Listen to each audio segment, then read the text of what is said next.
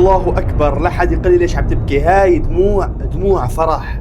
هاي دموع صرنا سنين عم نستنى هاي اللحظة، سنين عم نستنى هاي اللحظة ونسمع هاي الأخبار. حلب صديق، سراقب صديق، كل سوريا صديق إن شاء الله راح تكون بإذن الله تعالى.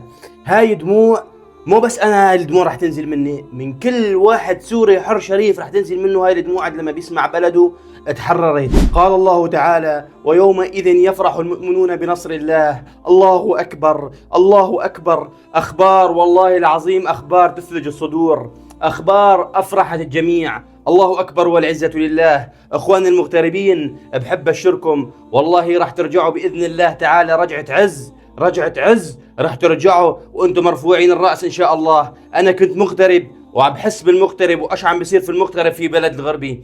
بإذن الله تعالى، بإذن الله راجعين رجعة عز إن شاء الله. قال الله تعالى: